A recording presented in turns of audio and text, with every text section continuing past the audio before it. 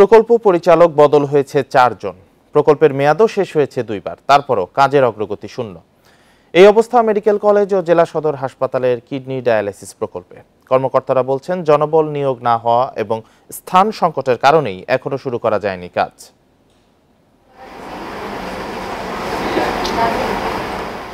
দেশে প্রতি বছর প্রায় 50,000 মানুষের কিডনি বিকল হয়। ডায়ালাইসিস করেই বাঁচতে হয় এসব রোগীকে।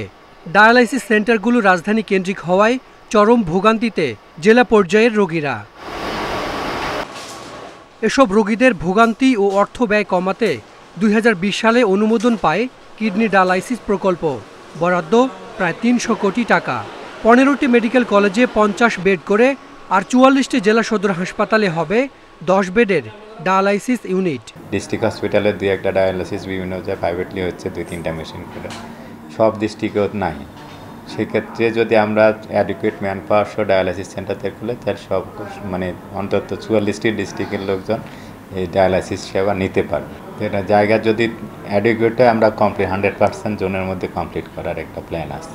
তৃতীয়বারের মতো বাড়ানো হয়েছে প্রকল্পের মেয়াদ। শেষ করতে হবে 2025 সালের জুনের মধ্যে। কিন্তু 3874 জনবল নিয়োগের বিষয়টি এখনও চূড়ান্ত হয়নি। পাওয়া যাচ্ছে না পর্যাপ্ত জায়গা।